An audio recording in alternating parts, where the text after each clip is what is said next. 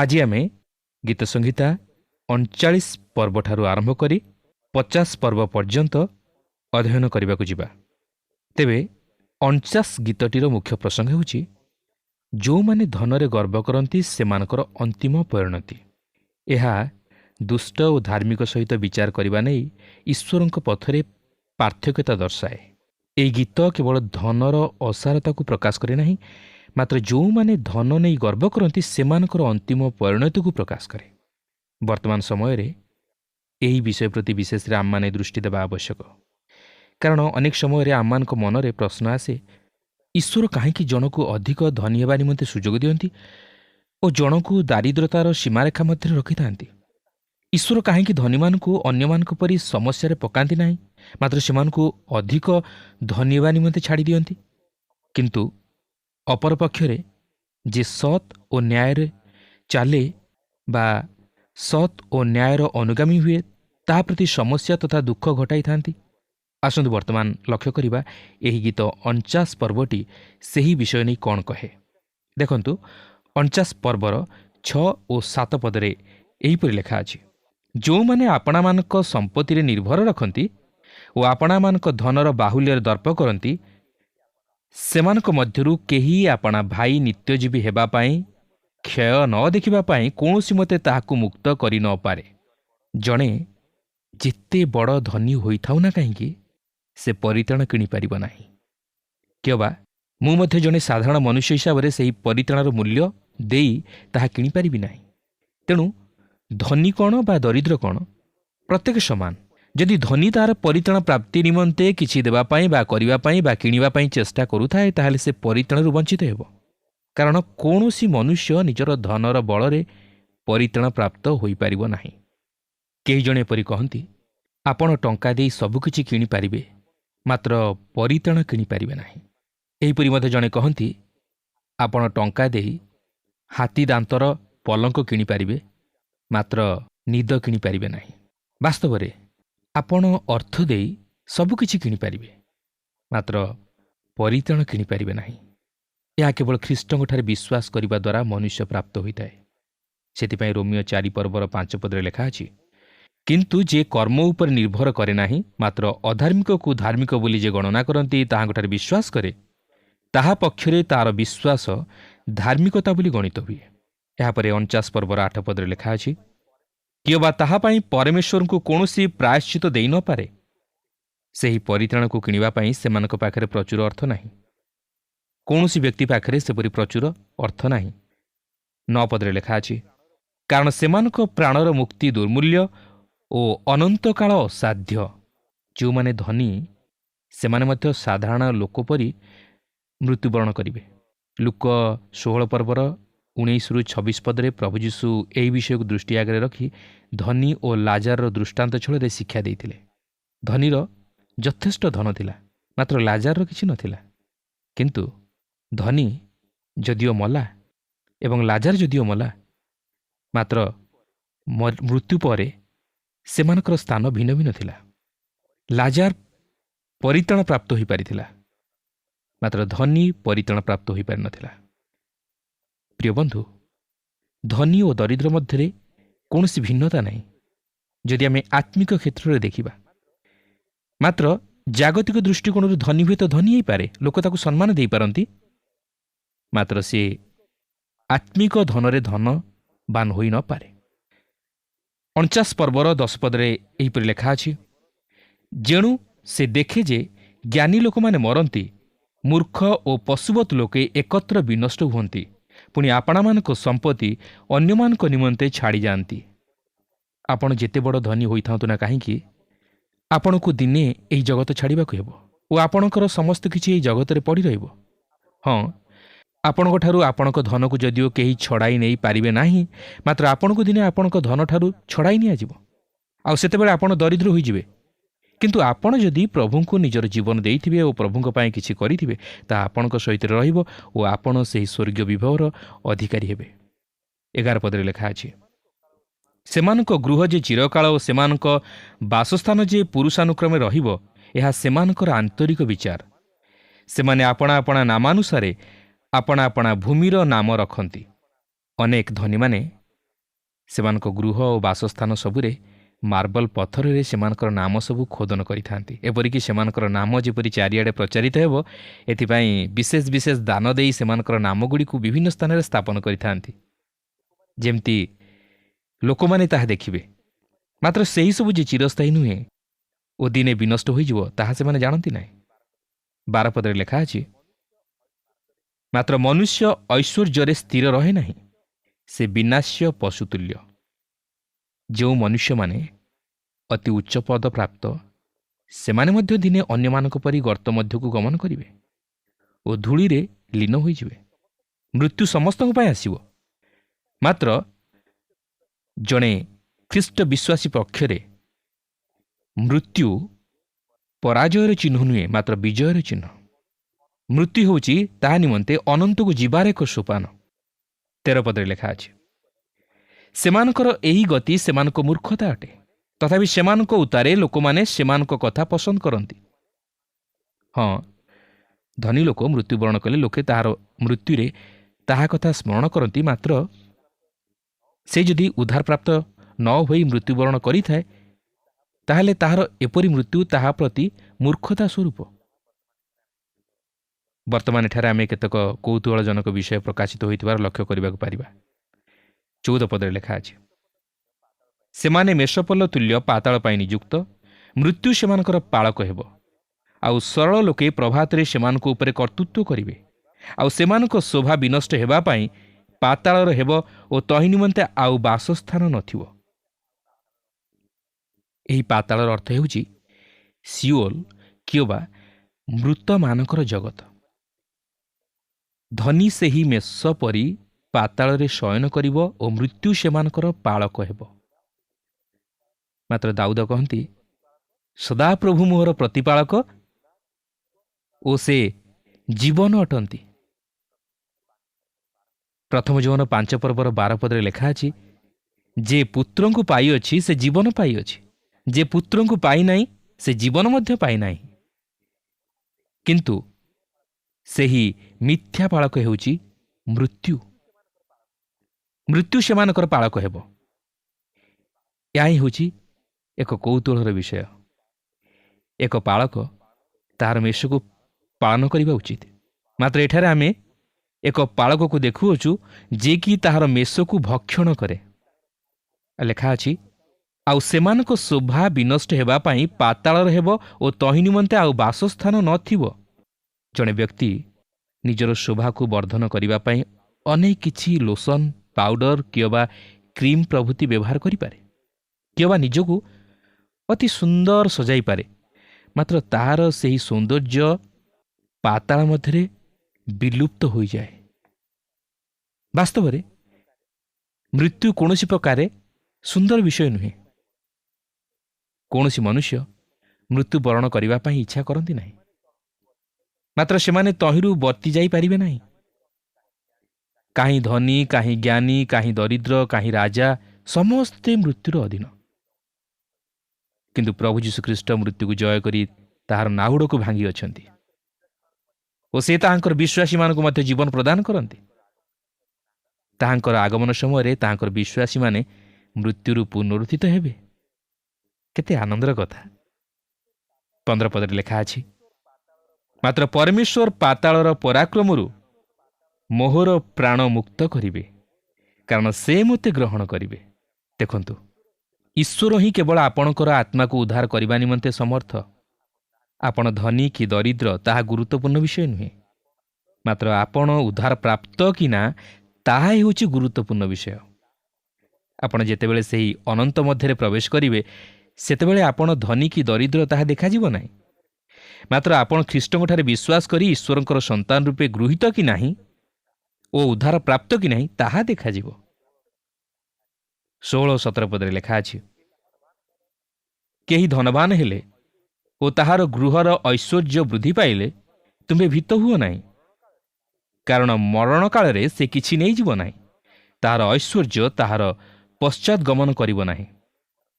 ଧନୀ ସର୍ବପ୍ରକାର ଅନୈତିକ କାର୍ଯ୍ୟରେ ଲିପ୍ତ ରହିବା ଏକ ସ୍ୱାଭାବିକ ବିଷୟ, କାରଣ ତା ନହେଲେ ସେ ଧନୀ ହୋଇପାରିବ ନାହିଁ।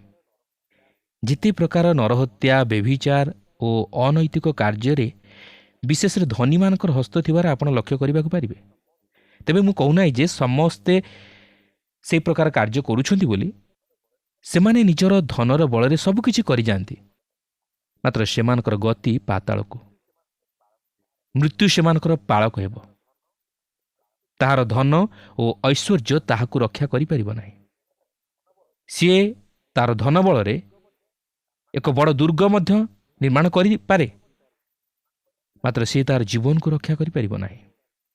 18-20 ପଦରେ ଲେଖା ଅଛି, ଯଦ୍ୟପି ସେ ଜୀବଦଶାରେ ଆପଣା ପ୍ରାଣର ଧନ୍ୟବାଦ କଲା, ଆଉ ତୁମ୍ଭେ ଆପଣାର ଭଲ କଲେ ଲୋକେ ତୁମ୍ଭର ପ୍ରଶଂସା କରନ୍ତି, ତଥାପି ସେ ଆପଣା ପିତୃପୁରୁଷଗଣ ନିକଟକୁ ଯିବ, ସେମାନେ କଦାଚ ଦୀପ୍ତି ଦେଖିବେ ନାହିଁ। ଯେଉଁ ମନୁଷ୍ୟ ଐଶ୍ୱର୍ଯ୍ୟଶାଳୀ ହୋଇ ବିବେଚନା ନ କରେ, ସେ ବିନାଶ୍ୟ ପଶୁତୁଲ୍ୟ।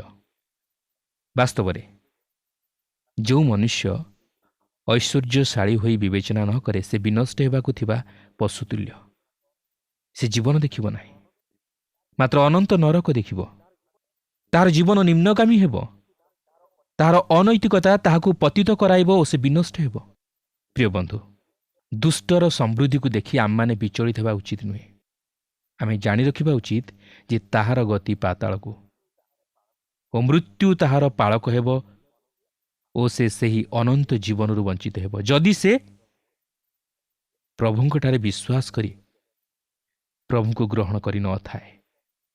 ଏହାପରେ 50 ପର୍ବଟିକୁ ଅଧ୍ୟୟନ କରିବା ନିମନ୍ତେ ଯିବା। ଏହା ଏକ ବିଚାରର ଗୀତ। ଏହା ପ୍ରକାଶ କରେ ଯେ ଈଶ୍ୱର ଧାର୍ମିକତାର ସହିତ ଆଗମନ କରୁଅଛନ୍ତି ତାହାଙ୍କର ଲୋକମାନଙ୍କର ଓ ଦୁଷ୍ଟମାନଙ୍କର ବିଚାର କରିବା ପାଇଁ। ଏହା ଆସଫଙ୍କର ପ୍ରଥମ ଗୀତ, ଯିଏକି 3 ଜଣ ସଙ୍ଗୀତ ନିର୍ଦ୍ଦେଶକମାନଙ୍କ ମଧ୍ୟରୁ ଜଣେ। ହେମନ୍, ଆସଫ ଓ ଏଥନ୍, ଏହି 3 ଜଣ ବିଖ୍ୟାତ ସଙ୍ଗୀତଜ୍ଞ ଥିଲେ ଦାଉଦଙ୍କ ସମୟରେ। ତେବେ ଦେଖନ୍ତୁ 50 ପର୍ବର ପ୍ରଥମ 3 ପଦରେ ଏହିପରି ଲେଖା ଅଛି, ପରମେଶ୍ୱର ସଦାପ୍ରଭୁ ପରମେଶ୍ୱର କଥା କହିଅଛନ୍ତି ଓ ସୂର୍ଯ୍ୟର ଉଦୟସ୍ଥାନଠାରୁ ତହିଁର ଅସ୍ତସ୍ଥାନ ପର୍ଯ୍ୟନ୍ତ ସେ ପୃଥିବୀକି ଆହ୍ୱାନ କରିଅଛନ୍ତି। ସୌନ୍ଦର୍ଯ୍ୟର ସିଦ୍ଧି ସ୍ୱରୂପ ସିଓନଠାରୁ ପରମେଶ୍ୱର ପ୍ରକାଶିତ ହୋଇଅଛନ୍ତି। ଆମ୍ଭମାନଙ୍କର ପରମେଶ୍ୱର ଆସିବେ ଓ ନୀରବ ରହିବେ ନାହିଁ। ତାହାଙ୍କ ସମ୍ମୁଖରେ ଅଗ୍ନି ଗ୍ରାସ କରିବ ଓ ତାହାଙ୍କ ଚତୁର୍ଦିଗ ଅତ୍ୟନ୍ତ ଝଡ଼ମୟ ହେବ। ଏହି ଗୀତର ଉପକ୍ରମଣିକା ପ୍ରକାଶ କରେ ଯେ ଶକ୍ତିମନ୍ତ ଈଶ୍ୱର ଆଗମନ କରୁଅଛନ୍ତି। ପ୍ରତ୍ୟେକ ଖ୍ରୀଷ୍ଟ ବିଶ୍ୱାସୀ ଦିନେ ପ୍ରଭୁ ଯୀଶୁଖ୍ରୀଷ୍ଟଙ୍କର ସେହି ଆଗମନକୁ ଦେଖିବେ ଓ ମିଳିତ ହେବେ। ଏହାପରେ 50 ପର୍ବର 4 ପଦରେ ଲେଖା ଅଛି, ସେ ଆପଣା ଲୋକଙ୍କୁ ବିଚାର କରିବା ନିମନ୍ତେ ଉପରିସ୍ଥ ସ୍ୱର୍ଗକୁ ଓ ପୃଥିବୀକି ଡାକିବେ। ଈଶ୍ୱର ଯେତେବେଳେ ବିଚାର କରିବା ନିମନ୍ତେ ପ୍ରସ୍ତୁତ ହେବେ, ସେତେବେଳେ ସେ ସମସ୍ତ ସାକ୍ଷୀ ପ୍ରମାଣ ସହିତ ଉପଯୁକ୍ତ ନ୍ୟାୟ ବିଚାର କରିବେ, ଯେପରି ସେ ସେହି ସବୁରେ ଧାର୍ମିକ ବୋଲି ନିଜକୁ ପ୍ରକାଶ କରିପାରିବେ। ଏହାପରେ 5 ପଦରେ ଲେଖା ଅଛି, ଯେଉଁମାନେ ବଳିଦାନ ଦ୍ୱାରା ଆମ୍ଭ ସଙ୍ଗେ ନିୟମ କରିଅଛନ୍ତି, ଆମ୍ଭର ସେହି ସଦ୍ଭକ୍ତ ଗଣକୁ ଆମ୍ଭ ନିକଟରେ ଏକତ୍ର କର। ଏମାନେ ହେଉଛନ୍ତି ସେହି ଜିହୁଦୀ ଇସ୍ରାଏଲ ସନ୍ତାନଗଣ। 6 ପଦରେ ଲେଖା ଅଛି, ପୁଣି ସ୍ୱର୍ଗ ତାହାଙ୍କର ଧର୍ମ ପ୍ରକାଶ କରିବ, କାରଣ ପରମେଶ୍ୱର ସ୍ୱୟଂ ବିଚାରକର୍ତ୍ତା। ପ୍ରଭୁ ଯୀଶୁଖ୍ରୀଷ୍ଟ ବିଚାରକର୍ତ୍ତା ହେବାକୁ ଯାଉଅଛନ୍ତି। ସେଥିପାଇଁ ଯୋହନ 5 ପର୍ବର 22 ପଦରେ ସେ ପ୍ରକାଶ କରିଛନ୍ତି, ପୁଣି ପିତା ମଧ୍ୟ କାହାରି ବିଚାର କରନ୍ତି ନାହିଁ, ମାତ୍ର ସମସ୍ତେ ପିତାଙ୍କୁ ଯେଉଁ ପ୍ରକାର ସମାଦର କରନ୍ତି, ସେହି ପ୍ରକାରେ ପୁତ୍ରଙ୍କୁ ମଧ୍ୟ ଯେପରି ସମାଦର କରିବେ, ସେଥି ନିମନ୍ତେ ପୁତ୍ରଙ୍କୁ ସମସ୍ତ ବିଚାର କରିବାର ଅଧିକାର ଦେଇଅଛନ୍ତି। ସେହି ପ୍ରଭୁ ଯୀଶୁଖ୍ରୀଷ୍ଟ ଏହି ଜଗତର ବିଚାର କରିବା ପାଇଁ ଆଗମନ କରୁଅଛନ୍ତି। କିନ୍ତୁ ଆମ୍ଭେମାନେ କ'ଣ ସେଥିପାଇଁ ପ୍ରସ୍ତୁତ ଅଛୁ କି? 7 ପଦରୁ 10 ପଦ ମଧ୍ୟରେ ଏହିପରି ଲେଖା ଅଛି, ହେ ଆମ୍ଭର ଲୋକମାନେ ଶୁଣ, ଆମ୍ଭେ କଥା କହିବା। ହେ ଇସ୍ରାଏଲ ଶୁଣ, ଆମ୍ଭେ ତୁମ୍ଭ ବିଷୟରେ ସାକ୍ଷ୍ୟ ଦେବା। ଆମ୍ଭେ ହିଁ ପରମେଶ୍ୱର, ତୁମ୍ଭର ପରମେଶ୍ୱର। ଆମ୍ଭେ ତୁମର ସବୁ ହୋମବଳି ସକାଶୁ ତୁମକୁ ଭର୍ତ୍ସନା କରିବା ନାହିଁ, ଆଉ ତୁମ୍ଭର ହୋମବଳି ସବୁ ନିତ୍ୟ ଆମ୍ଭ ସମ୍ମୁଖରେ ଅଛି। ଆମ୍ଭେ ତୁମ୍ଭ ଗୃହରୁ କୌଣସି ବୃଷ କି ତୁମ୍ଭ ଖୁଆଡ଼ରୁ ଛାଗ ନେବା ନାହିଁ, କାରଣ ବନସ୍ଥ ପ୍ରତ୍ୟେକ ଜନ୍ତୁ ଓ ସହସ୍ର ସହସ୍ର ପର୍ବତସ୍ଥ ପଶୁ ଆମ୍ଭର। ଅନ୍ୟ ଅର୍ଥରେ କହିବାକୁ ଗଲେ ଈଶ୍ୱର ସେଦିନ କିଏ କେତେ ହୋମବଳି କିମ୍ବା ନୈବେଦ୍ୟ ଉତ୍ସର୍ଗ କରିଅଛି ବା ଦାନ ଦେଇଅଛି ବା ସେବା ଉପାସନାରେ ସକ୍ରିୟ ଅଂଶଗ୍ରହଣ କରିଅଛି ବା ମଣ୍ଡଳୀ ସ୍ଥାପନ କରିଅଛି ତାହା ଦେଖିବେ ନାହିଁ। ମାତ୍ର ସେ ଦେଖିବେ ବିଶ୍ୱାସ ଓ ବାଧ୍ୟତା। ଯେରେମିୟା 7 ପର୍ବର 22-23 ପଦରେ ଲେଖା ଅଛି, କାରଣ ଯେଉଁଦିନ ଆମ୍ଭେ ତୁମମାନଙ୍କର ପୂର୍ବପୁରୁଷମାନଙ୍କୁ ମିଶ୍ର ଦେଶରୁ ବାହାର କରି ଆଣିଲୁ, ସେହିଦିନ ଆମ୍ଭେ ହୋମ କିମ୍ବା ବଳିଦାନ ବିଷୟରେ କହିଲୁ ନାହିଁ କି ଆଜ୍ଞା ଦେଲୁ ନାହିଁ। ମାତ୍ର ଆମ୍ଭେ ଆଜ୍ଞା ଦେଇ ସେମାନଙ୍କୁ ଏହି କଥା କହିଲୁ, ତୁମେମାନେ ଆମ୍ଭର ଉପରେ ଅବଧାନ କର, ତହିଁରେ ଆମ୍ଭେ ତୁମମାନଙ୍କର ପରମେଶ୍ୱର ହେବା ଓ ତୁମେମାନେ ଆମ୍ଭର ଲୋକ ହେବ। ପୁଣି ଆମ୍ଭେ ତୁମମାନଙ୍କୁ ଯେ ପଥରେ ଚାଲିବାକୁ ଆଜ୍ଞା କରୁ ସେସବୁ ପଥରେ ତୁମେମାନେ ଚାଲ, ତହିଁରେ ତୁମମାନଙ୍କର ମଙ୍ଗଳ ହେବ। ବାସ୍ତବରେ ଈଶ୍ୱର ସେଦିନ ଅନ୍ୟ କୌଣସି ବିଷୟ ଦେଖିବେ ନାହିଁ, ମାତ୍ର ଦେଖିବେ ବିଶ୍ୱାସ ଓ ବାଧ୍ୟତା। ଆଜି ସେହି ପ୍ରଭୁ ଯୀଶୁଖ୍ରୀଷ୍ଟଙ୍କ ପ୍ରତି ଆମମାନଙ୍କର କି ପ୍ରକାର ବିଶ୍ୱାସ ଅଛି? ଆମମାନେ କ'ଣ ବାସ୍ତବରେ ତାହାଙ୍କର ବାଧ୍ୟ ହୋଇପାରିଛୁ? ତାଙ୍କର ବାକ୍ୟର ବଶୀଭୂତ ହୋଇପାରିଛୁ? ସେ ଆମମାନଙ୍କୁ ଯାହା କରିବା ପାଇଁ କହନ୍ତି ଆମେ ତାହା କ'ଣ କରିପାରିଛୁ?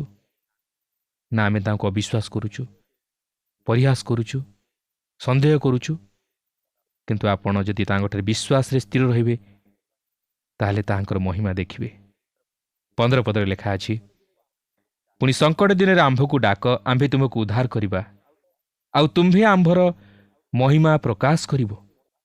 ଈଶ୍ୱର ତାହାଙ୍କର ଲୋକମାନଙ୍କୁ ତାହାଙ୍କ ନିକଟକୁ ଆସିବା ପାଇଁ କହନ୍ତି, ମାତ୍ର ସେ ଦୁଷ୍ଟମାନଙ୍କର ବିଚାର କରିବେ।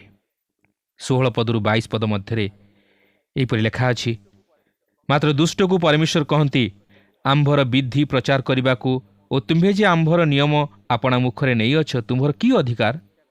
କାରଣ ତୁମ୍ଭେ ଶିକ୍ଷା ଘୃଣା କରୁଅଛ ଓ ଆମ୍ଭ ବାକ୍ୟ ଆପଣା ପଛେ ପକାଇ ଦେଉଅଛ। ଚୋରକୁ ଦେଖିଲେ ତୁମେ ତାହା ସଙ୍ଗେ ସମ୍ମତ ହୋଇଅଛ ଓ ବ୍ୟଭିଚାରୀମାନଙ୍କର ସହଭାଗୀ ହୋଇଅଛ।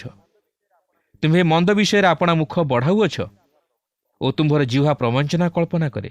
ତୁମ୍ଭେ ଆପଣା ଭାଇ ବିରୁଦ୍ଧରେ ବସି କଥା କହୁଅଛ, ତୁମ୍ଭେ ଆପଣା ମାତୃପୁତ୍ରର ନିନ୍ଦା କରୁଅଛ। ତୁମ୍ଭେ ଏହିସବୁ କରି ଆସିଅଛ ଓ ଆମ୍ଭେ ନୀରବ ହୋଇ ରହିଅଛୁ। ତହିଁରେ ଆମ୍ଭେ ସର୍ବତ ଭାବେ ତୁମ୍ଭ ପରି ବୋଲି ତୁମେ ଅନୁମାନ କରିଅଛ, ମାତ୍ର ଆମ୍ଭେ ତୁମ୍ଭକୁ ଅନୁଯୋଗ କରିବା ଓ ତାହା ସବୁ ତୁମ୍ଭ ସାକ୍ଷାତରେ ସଜାଇ ରଖିବା। ହେ ପରମେଶ୍ୱରଙ୍କୁ ପାଶୋରିବା ଲୋକମାନେ, ତୁମେମାନେ ଏହା ବିବେଚନା କର, ନହେଲେ ଆମ୍ଭେ ତୁମମାନଙ୍କୁ ବିଦୀର୍ଣ୍ଣ କରିବା, ପୁଣି ଉଦ୍ଧାର କରିବାକୁ କେହି ନଥିବ। ଈଶ୍ୱର କେବଳ ଇସ୍ରାଏଲ ଲୋକମାନଙ୍କୁ ଏହି କଥା କହନ୍ତି ନାହିଁ, ସେ ଆଜି ଆମମାନଙ୍କୁ ମଧ୍ୟ ଏହା କହନ୍ତି। ସେ ସମସ୍ତ ବିଷୟକୁ ନିରୀକ୍ଷଣ କରନ୍ତି। ଈଶ୍ୱର ଯଦିଓ ଦୀର୍ଘ ସହିଷ୍ଣୁ, ମାତ୍ର ସେ ଚିରସହିଷ୍ଣୁ ନୁହନ୍ତି। ଦିନ ଆସୁଅଛି ସେ ପ୍ରତ୍ୟେକର କର୍ମାନୁଯାୟୀ ପ୍ରତିଫଳ ଦେବେ। 23 ପଦରେ ଲେଖା ଅଛି, ଯେଉଁ ଜନ ଧନ୍ୟବାଦ ରୂପ ବଳି ଉତ୍ସର୍ଗ କରେ ସେ ଆମ୍ଭକୁ ଗୌରବ ଦିଏ। ଯେଉଁ ଜନ ଆପଣା ଗତି ସରଳ କରେ ତାହାକୁ ଆମ୍ଭେ ପରମେଶ୍ୱରଙ୍କ ପରିତ୍ରାଣ ଦେଖାଇବା। ଏହା ହିଁ ହେଉଛି ପରିତ୍ରାଣର ପଥ। ପ୍ରଭୁ ଚାହାନ୍ତି ଆମମାନଙ୍କ ଜୀବନରୁ ସରଳତା, ମାତ୍ର ଆମେ ଯଦି ତାହାଙ୍କ ନିକଟରେ ଛଳନାପୂର୍ଣ୍ଣ ଜୀବନଯାପନ କରୁ ତାହେଲେ ସେ ଆମମାନଙ୍କୁ ତହିଁର ପ୍ରତିଫଳ ଭୋଗ କରିବାକୁ ଦେବେ। ପ୍ରିୟ ବନ୍ଧୁ, ପ୍ରଭୁ ଚାହାନ୍ତି ଆମମାନଙ୍କ ଜୀବନରୁ ସରଳତା। ଯଦି ଆମମାନଙ୍କ ଜୀବନରେ ସରଳତା ନାହିଁ ତାହେଲେ ଆମେ କେବେ ହେଲେ ପ୍ରଭୁଙ୍କର ସନ୍ତୋଷ ଭାଜନ ହୋଇପାରିବା ନାହିଁ। ସେଦିନ ସେହି ଫାରୁସୀ ଶାସ୍ତ୍ରୀମାନଙ୍କର ହୃଦୟ ପ୍ରଭୁଙ୍କ ନିମନ୍ତେ ସରଳ ନଥିଲା। ସେମାନଙ୍କ ହୃଦୟ ଜଟିଳତାରେ ପରିପୂର୍ଣ୍ଣ ଥିଲା। ସେମାନେ ଶୁକ୍ଳୀକୃତ ସମାଧି ସ୍ୱରୂପ ଥିଲେ। କାରଣ ଯଦିଓ ସେମାନେ ବାହାରକୁ ଅତି ସୁନ୍ଦର ଦେଖାଯାଉଥିଲେ ଏବଂ ଅତି ଧାର୍ମିକ ବୋଲି ଦେଖାଇ ହେଉଥିଲେ, ମାତ୍ର ଅନ୍ତର ସେମାନଙ୍କର ସମସ୍ତ ପ୍ରକାର କଳୁଷିତ ବିଷୟରେ ଭରପୁର ଥିଲା। ସେମାନଙ୍କର ଅନ୍ତର ପରିଷ୍କାର ନଥିଲା, ସୂଚି ନଥିଲା। ପ୍ରିୟ ବନ୍ଧୁ, ଆମେ ପ୍ରଭୁଙ୍କ ନିମନ୍ତେ ଅନେକ କିଛି ଉତ୍ତମ କାର୍ଯ୍ୟ କରିପାରୁ। ଆମମାନେ ଲୋକ ଦେଖାଇବା ପାଇଁ ଅନେକ କିଛି କାର୍ଯ୍ୟ କରିପାରୁ, କିନ୍ତୁ ଆମମାନଙ୍କ ହୃଦୟ ଯଦି ପ୍ରଭୁଙ୍କ ପାଇଁ ସରଳ ନୁହେଁ, ଅର୍ଥାତ୍ ଆମମାନଙ୍କ ହୃଦୟରେ ଯଦି ଆମେ ପ୍ରଭୁଙ୍କୁ ସ୍ଥାନ ଦେଇନାହୁଁ ଏବଂ ନିଜକୁ ପ୍ରଭୁଙ୍କ ନିକଟରେ ନମ୍ର କରିନାହୁଁ, ତାହାଙ୍କ ନିକଟରେ ନିଜକୁ ସମ୍ପୂର୍ଣ୍ଣ ସମର୍ପଣ କରିନାହୁଁ, ତାହେଲେ ଆମେମାନେ କେବେ ହେଲେ ପ୍ରଭୁଙ୍କର ହୋଇପାରିବା ନାହିଁ। ପ୍ରଭୁ ଚାହାନ୍ତି ଆମମାନଙ୍କ ଜୀବନରୁ ସେହି ସରଳତା, ସେହି ସୂଚି ହୃଦୟ। ସେଥିପାଇଁ ସେ କହନ୍ତି, ତୁମମାନେ ଶିଶୁ ପରି ନହେଲେ କେବେ ହେଲେ ସ୍ୱର୍ଗ ରାଜ୍ୟର ଅଧିକାରୀ ହୋଇପାରିବ ନାହିଁ। ଜଣେ ଶିଶୁର ହୃଦୟ ଯେପରି ସରଳ, ତା ହୃଦୟରେ କୌଣସି କପଟ ଛନ୍ଦ ନଥାଏ, ଠିକ୍ ସେହିପରି ପ୍ରଭୁ ଚାହାନ୍ତି ଆମମାନଙ୍କ ହୃଦୟ ନିଷ୍କପଟ ହେଉ, ଛଳନା ଶୂନ୍ୟ ହେଉ। ଆଜି ଆମମାନଙ୍କ ଜୀବନ କ'ଣ ପ୍ରଭୁଙ୍କ ନିକଟରେ ସରଳ?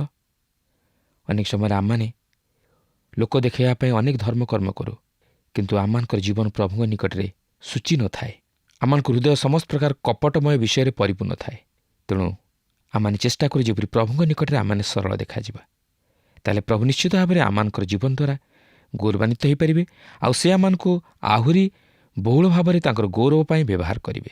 ପ୍ରଭୁ ପ୍ରତ୍ୟେକଙ୍କୁ ଏହି ସଂକ୍ଷିପ୍ତ ଆଲୋଚନା ମଧ୍ୟ ଦେଇ ଆଶୀର୍ବାଦ କରନ୍ତୁ।